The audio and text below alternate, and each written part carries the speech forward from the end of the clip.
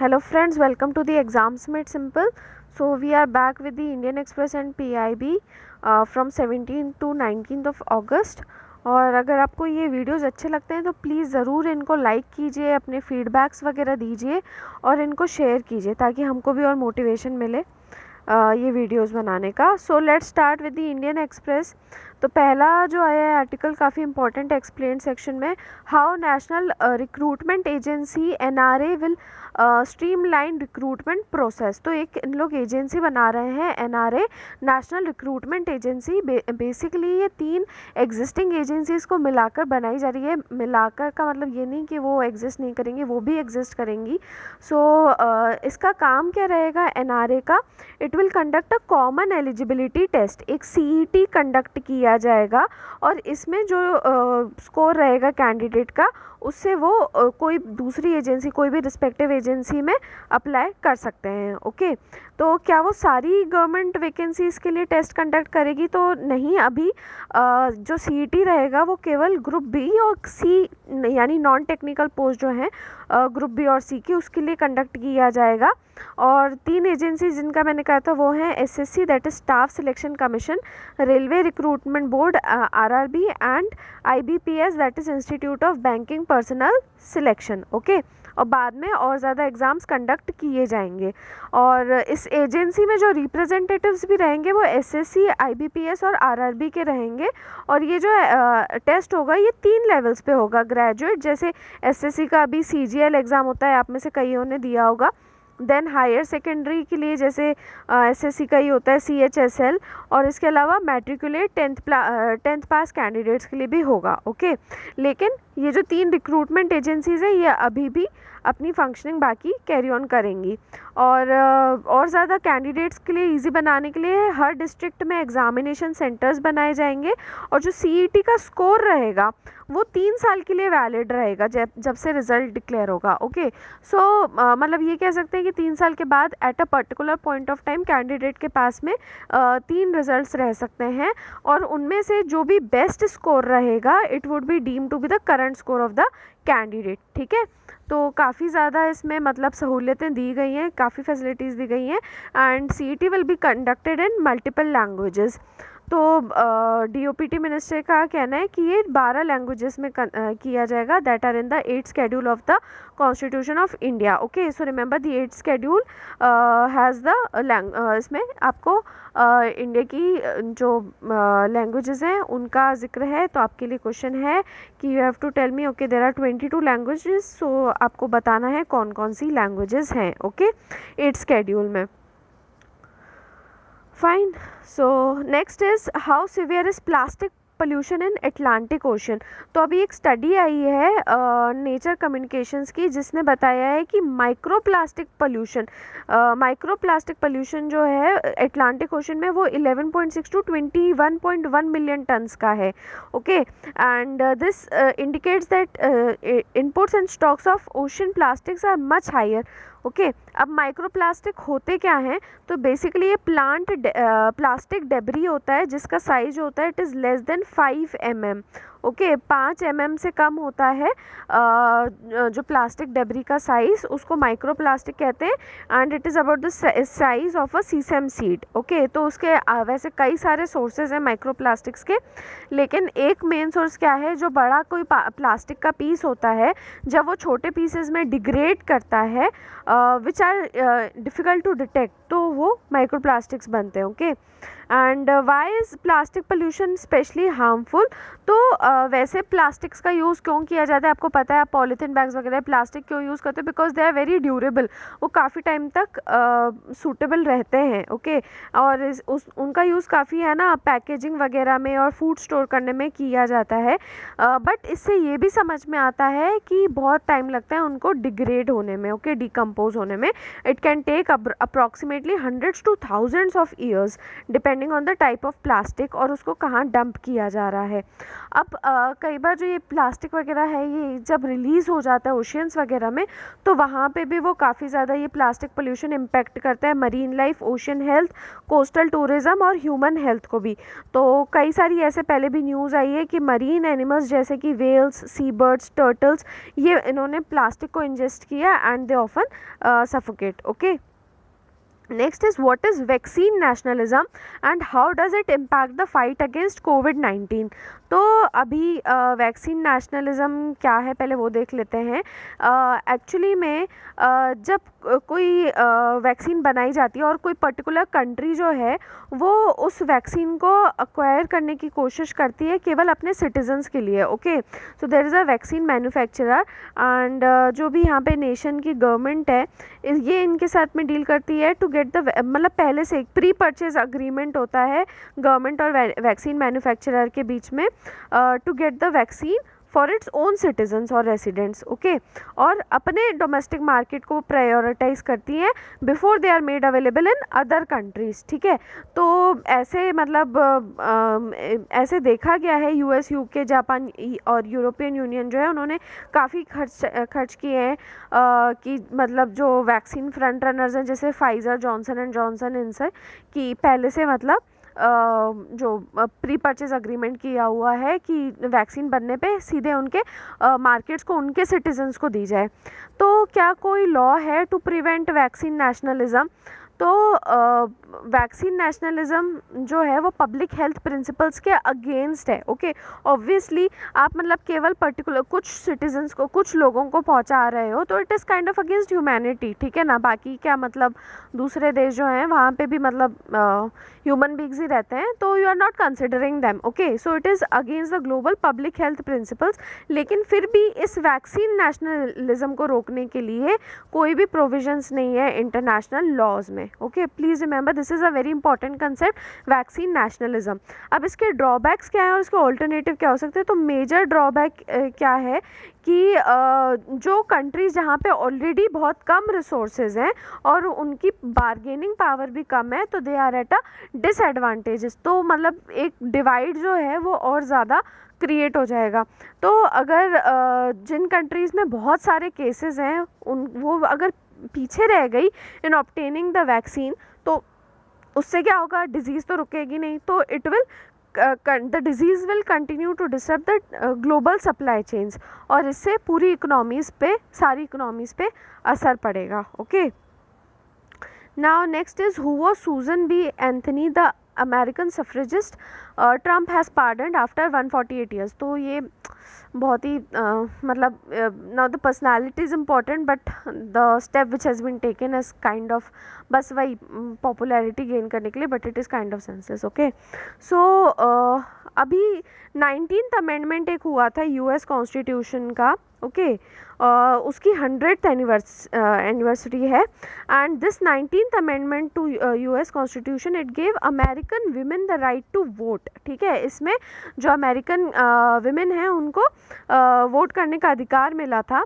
तो एक ये जो सूजन बी एंथनी है ये एक्चुअली में पायनियरिंग फेमिनिस्ट लीडर थी और इनको अरेस्ट कर लिया गया था 1872 में और इनके ऊपर $100 का फ़ाइन लगाया था। क्यों?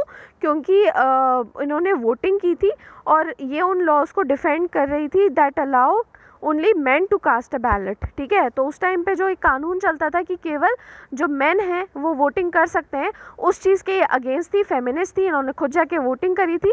तो इस चीज़ के अगेंस्ट इनको अरेस्ट किया गया था और इनके ऊपर $100 का फ़ाइन लगाया गया था और अब 148 साल बाद डोनाल्ड ट्रम्प ने इनको माफ़ किया है। Okay, so this move is scene कि मतलब ये उनकी ट्रम्प की इमेज को इम्प्रूव करेगा अमंग विमेन वोटर्स। एक्चुअली में एक एस्टिमेट आया था कि जो ट्रम्प के मेन रिवाइवल हैं, डेमोक्रेटिक राइवल है, सॉरी, जो बिदेन, तो उनके लिए विमेन जो है ज़्यादा वोट करेंगी in the upcoming elections, presidential elections. तो उनको वो करने के लिए ट्रंप ने ये स्टेप उठाया है और ऐसा अनाउंस किया है। सूजन बी एंथनी कौन थी? तो she was a life long advocate of women rights, life long advocate थी विमेंस राइट्स की, और उनको लीडिंग सफ्रेजिस्ट माना जाता है लेट 19th सेंचुरी का, और उन्हीं की वजह से ये 19th कॉन्स्टिट्यूशनल अमेंडमेंट पास हुआ था 1920 में, और इसलिए इस अमेंडमेंट को कहते भी हैं Susan B Anthony amendment. Okay, so this thing is important and इनका नाम याद रखना। Now let's move to PIB section. So first is Swadeshi microprocessor challenge. तो ये जो मेती मिनिस्ट्री है इलेक्ट्रॉनिक्स और इंफॉर्मेशन टेक्नोलॉजी की, उन्होंने ये स्वदेशी माइक्रो प्रोसेसर चैलेंज अनाउंस किया है, इनोवेट सॉल्यूशंस फॉर आत्मनिर्भर भारत। ओके, और ये स्टार्टअप इकोसिस्टम इनोवेशन और रिसर्च को ही इम्पीटस देने के लिए है, और इसके पहले मेती कई सारे दूसरे ऐसे इनिशिएटिव्स ले चुका है। तो अभी के लिए तो आप ये स्वदेशी माइक्रो प्रोसेसर चैलेंज याद रखें। इसके पहले कौन से आए हैं? TIDE scheme, that is technology incubation and development of entrepreneurs, और centre of excellence in IoT और फिनटेक स्पेस। अब जो ये चैलेंज है ये किस लिए है? एक्चुअली में IIT मद्रास और CDAC ने कुछ माइक्रो प्रोसेसर्स बनाए हैं, 2 माइक्रो प्रोसेसर्स बनाए मेनली, दैट इज़ शक्ति 32 बिट और वेगा 64 बिट का। ठीक है, तो अब इनको ये चैलेंज दिया गया था इनोवेटर स्टार्टअप्स या स्टूडेंट्स को, कि आप इन माइक्रो प्रोसेसर्स का यूज़ करके अलग अलग टेक्नोलॉजी प्रोडक्ट्स को जनरेट करें। ओके, सो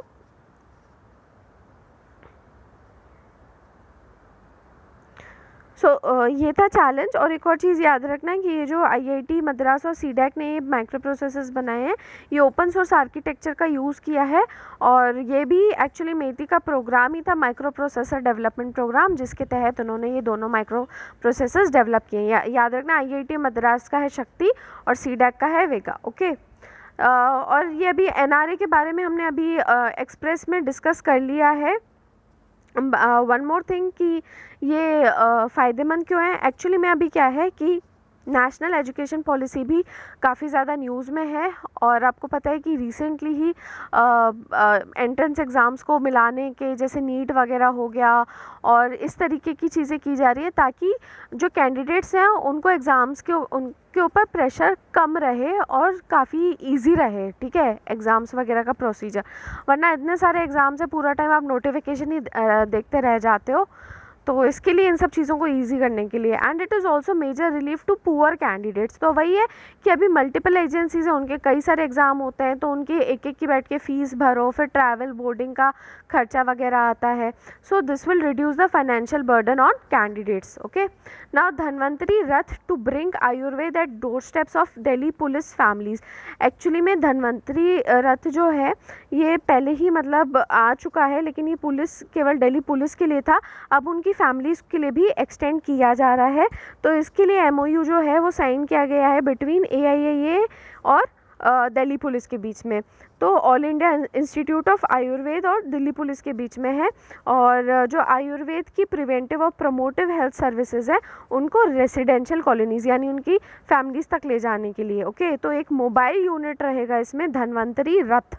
ओके, तो रथ इज़ वही की मोबाइल यूनिट रहेगा, और पूरा उनके रेसिडेंशियल कॉलोनीज़ तक जाएगा। और इसके अलावा police wellness centres are to be catered by AIIA supported by the ministry of AYUSH. Okay, तो इनका एक जॉइंट वेंचर है Ayu Raksha. Okay, which is a autonomous institute under ministry of AYUSH and Delhi police. Okay, तो जो फ्रंटलाइन कोविड वर्कर्स हैं जैसे Delhi police वगैरह हो गई, उनकी हेल्थ को मेंटेन करने के लिए through Ayurveda immunity boosting measures. तो अभी बीच में इनका ये आया भी था कि इनको च्यवनप्राश वगैरह दिया जा रहा था।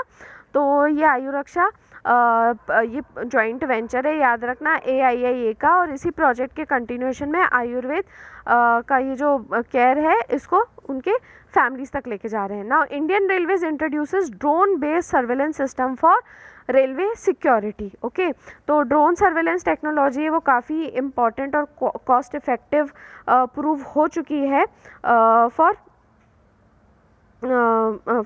For surveillance, for security surveillance with limited man power.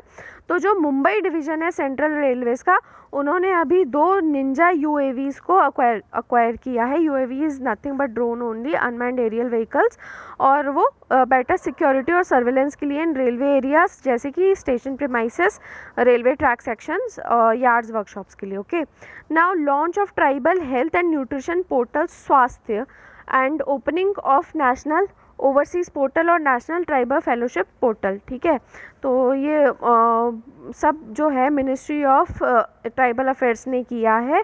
तो मेनली आपको क्या याद रखना है, स्वास्थ्य जो है वो ट्राइबल का हेल्थ और न्यूट्रिशन पोर्टल है। ठीक है, स्वास्थ्य अगर डायरेक्टली पूछा जाए हेल्थ और न्यूट्रिशन पोर्टल किस मिनिस्ट्री का है, तो याद रखना ट्राइबल अफेयर का है। ओके, अक्सर आप मिनिस्ट्री ऑफ हेल्थ वगैरह वो फैमिली वेलफेयर आप कर सकते हो, तो इसकी वजह से ये चीज़ मेन पॉइंट बस यही याद रखना है।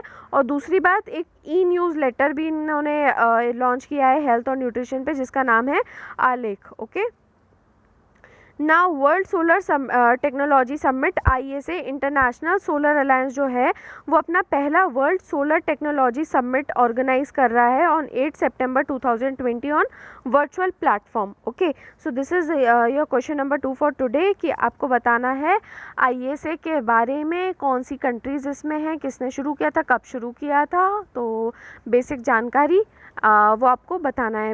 Try answering the questions. ठीक है, मेरे को पता है आपको काफ़ी लोगों को पता होगा अबाउट इंटरनेशनल सोलर अलायंस, और हिंदू में कई बार आता है, सर कई बार रिपीट करते रहते हैं, but the point is revision. Okay, तो UPSC हो, कोई भी सिविल सर्विस आप दे रहे हो, PCS वगैरह कोई भी एग्ज़ाम दे रहे हो, तो आपको चीज़ें पता होती है, बट रिवाइज़ नहीं होने की वजह से, रिविज़न नहीं होने की वजह से आप बहुत बेसिक पॉइंट जो होते हैं वो आप भूल जाते हो। इसलिए अगर नहीं याद है एग्जैक्टली कौन सी कंट्रीज़ है, इसका मेन पर्पस क्या है, किसने कब क्यों लॉन्च किया था, तो प्लीज़ जाके पढ़िए और आंसर करने की ज़रूर कोशिश कीजिए। ओके, तो अब ये जो पहली वर्ल्ड सोलर टेक्नोलॉजी समिट हो रही है, इस इवेंट का ऑब्जेक्टिव है to bring the spotlight on state of the art technologies और नेक्स्ट जनरेशन टेक्नोलॉजीज़, ताकि जो सोलर एनर्जी है उसको ज़्यादा एफिशिएंटली हार्नेस किया जा सके। की पार्टिसिपेंट्स कौन है, तो प्राइम मिनिस्टर ऑफ इंडिया जो है वो इनॉग्रल एड्रेस डिलीवर करेंगे, एंड इसके अलावा जो जितने भी ISA रीजन्स हैं उनकी मेंबर कंट्रीज़ हैं वहाँ के सारे मिनिस्टर्स भी इसमें रहेंगे। So that was all from the PIB and Indian Express, और आई होप आपको ये अच्छा लगा होगा। तो प्लीज़ लाइक कीजिए, शेयर कीजिए, and keep enjoying our videos, and that's all friends, have a nice day.